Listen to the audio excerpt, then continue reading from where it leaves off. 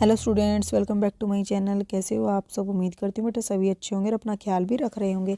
तो बेटा आज हम करने जा रहे हैं अपनी वर्कशीट नंबर 28। ठीक है, हिंदी सब्जेक्ट की है बेटा, जिसमें हम करेंगे ऐसे ऐसे एकांकी का भाग 8। ओके, 31 दिसंबर की है बेटा। देखो लास्ट डे आपका 2020 का बहुत ही अजीबो गरीब रहा है हमारा ये साल। उम्मीद करते हैं 2021 जो आएगा वो सभी के ज़िंदगी में, जो सभी के जीवन में खुशहाली लेकर आएगा। ठीक है, ये कक्षा 6 के बच्चों के लिए है बेटा, जिसमें हम क्या कर रहे हैं, अपना चैप्टर कंटिन्यू करेंगे। पिछले कार्यपत्रक में हमने जाना कि मोहन के पेट में दर्द ऐसे ऐसे को मास्टर जी ने पहली नज़र में ही पहचान लिया कि मोहन बहाना बना रहा है। विष्णु प्रभाकर द्वारा रचित एकांकी में मोहन के साथ और क्या क्या हुआ, आइए कार्यपत्रक के अंतिम भाग में हम पढ़कर जानते हैं। ठीक है, तो देखो क्या बातें हो रही है बेटा, और अगर आपको मेरा समझाया हुआ पसंद आए तो प्लीज़ वीडियो को लाइक शेयर कर देना। यहाँ पर मास्टर जी कहते हैं हूँ, शायद सवाल रह गए हैं, क्योंकि वो क्या करता है, ना करते हुए कहता है। फिर मोहन कहता है जी।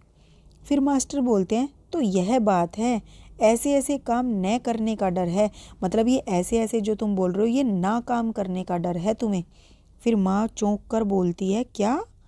मोहन सहसा मुंह छिपा लेता है। फिर वो डर के मारे मुंह छिपा लेता है, और भी कि अब मम्मी को भी पता चल गया।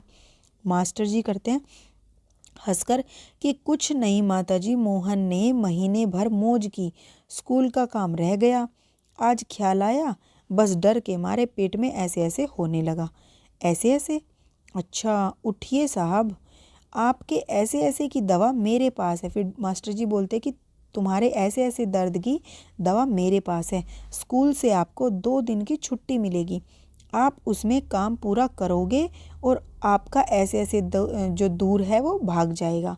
ठीक है, वो उसको कहता है 2 दिन मिल रहे हैं तुम्हें एक्स्ट्रा, अपना काम कंप्लीट कर लो और काम कंप्लीट हो जाएगा तो तुम्हारा ऐसे ऐसे जो डर है वो वैसे ही भाग जाएगा। मोहन उसी तरह मुंह छिपाए रहता है, वो कुछ बोलता ही नहीं है क्योंकि उसका चोर जो है पकड़ा गया। झूठ। अब उठकर सवाल शुरू कीजिए, उठिए खाना मिलेगा। वो बोलता है कि उठो और सवाल करो और खाना भी तुम्हें मिलेगा खाने को। मोहन उठता है। माँ ठगी सी दिखती है, मतलब माँ को ऐसे लगता है कि इसने कितना बेवकूफ़ बनाया, वो ठगी सी बेचारी ऐसे देखती है। पिता और दीनानाथ दवा लेकर प्रवेश करते हैं। उसी समय पर पिता और दीनानाथ भी आ जाते हैं, ठीक है, दवा लेकर। तो माँ, क्या रे मोहन, तेरे पेट में तो बहुत बड़ी दाढ़ी है। दाढ़ी है? देखो अब वो क्या कहती है, ऐसे ही बोलते हैं जब किसी की सच्चाई पता चले कि वो झूठ बोल रहा था तो उसको इसी तौर से बोला जाता है कि क्या रे मोहन, मतलब तेरे पेट में, मतलब कि तू बाहर से तो बड़ा भोला भाला दिख रहा था और अंदर तो तू बड़ा चालाक निकला। हमारी तो जान निकल गई थी और तुझे ये मजाक और बहाने सूझ रहे थे। 15-20 रुपये भी खर्च हुए, 100 अलग। पिता से देखा जी आपने? फिर उसके पिताजी को वो बोलती है माँ कि देखा तुमने कि ये कैसे बहाने बनाता है। पिताजी हैरान रह जाते हैं, फिर पूछते कि क्या क्या हुआ। माँ बोलती है क्या क्या होता, यह ऐसे ऐसे पेट का दर्द नहीं है, स्कूल का काम न करने का डर है, ये बहाने बना रहा है। फिर पिताजी कहते हैं, दवा की शीशी हाथ से छूटकर फर्श पर गिर पड़ती है और एक क्षण सब ठगे से मोहन को देखते, मतलब सबको ऐसे लगता है कि मोहन ने हमें ठग लिया, बेवकूफ़ बना दिया, और फिर थोड़ा सा हंसकर मुस्कुरा देते हैं। तो दीनानाथ, वाह मोहन वाह। फिर वो दीनानाथ बोलता है जो उसका पड़ोसी था कि वाह मोहन वाह, तुमने तो अच्छा बेवकूफ़ बनाया। पिता, वाह बेटा जी वाह, तुमने तो खूब छकाया, मतलब कि तुमने तो खूब हमें दुखी किया। एक अट्टास के बाद पर्दा गिर जाता है, यानी कि ये नाटक था बेटा, जो नाटक ही पूरी कहानी बताई गई थी। एक नाटक का नाट्य रूपांतरण किया गया था, जैसे सर्कस वगैरह देखने जाते थे पहले लोग, उस समय पर ऐसे नाटक होते थे जैसे आजकल आप टीवी वगैरह में देखते हो। ठीक है, तो बस वो पर्दे गिर जाते हैं तो नाटक खत्म हो जाता है, यहाँ पर आपका चैप्टर ये समाप्त हो जाएगा। ओके, अब हम इसके क्वेश्चन आंसर करते हैं। तो देखो, ऐसे कौन कौन से बहाने होते हैं जिन्हें मास्टर जी एक ही बार में सुनकर समझ जाते हैं, ऐसे कुछ बहानों के बारे में लिखिए। तो बेटा देखो कौन कौन से होते हैं ऐसे बहाने, आप सबको तो मेरे से ज़्यादा पता होगा, हालांकि हम टीचर हैं तो हमें भी पता चल जाता है बच्चे क्या क्या बहाने बना रहे। तो देखो क्या लिखोगे इसमें कि देखो ऐसे कौन कौन से बहाने हैं जिन्हें मास्टर जी एक बार में ही सुनकर समझ जाते हैं। तो क्या लिखोगे, ऐसे कुछ बहाने, आप लिखना ऐसे कुछ बहाने जिन्हें सुनकर, ठीक है, जिन्हें सुनकर मास्टर जी समझ जाते हैं,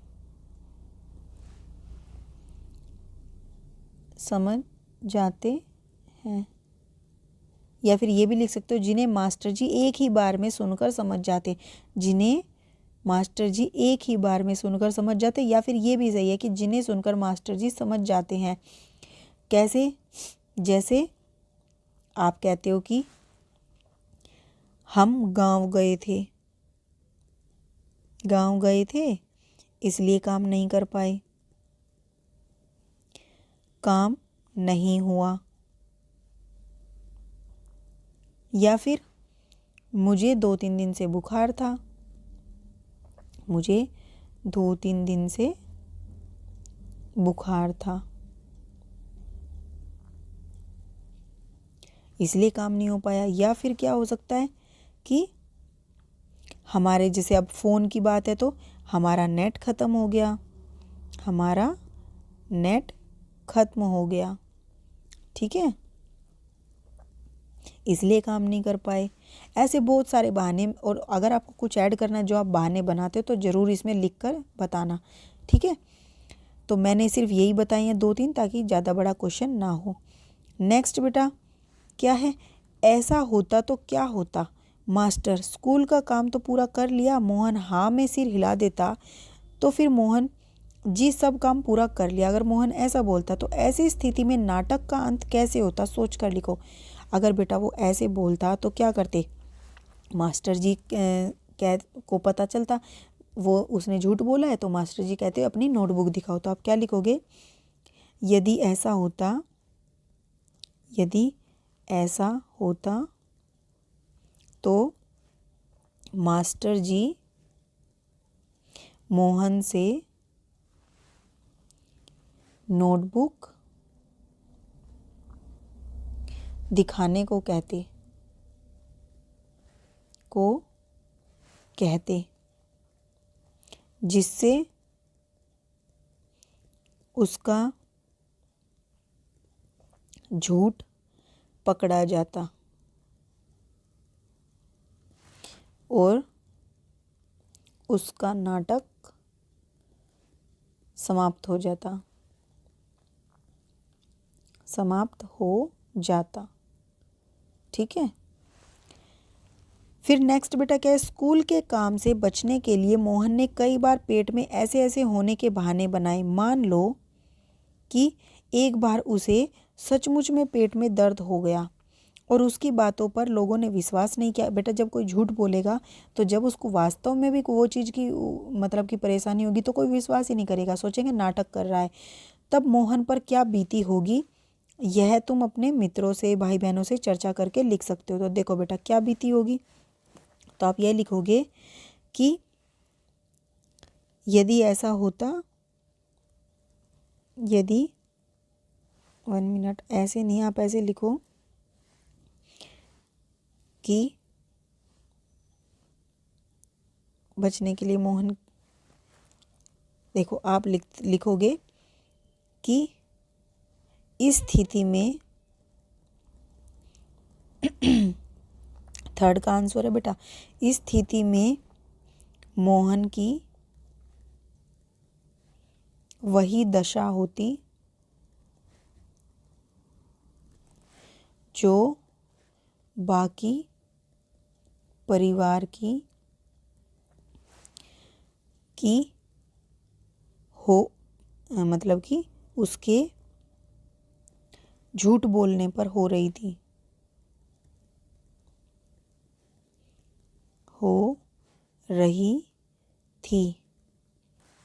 और इस समय वह बहुत पश्चाताप, या फिर उस समय, क्योंकि वो चीज़ बोलिए हो गई होगी, तो उस समय वह बहुत पश्चाताप कर रहा होगा।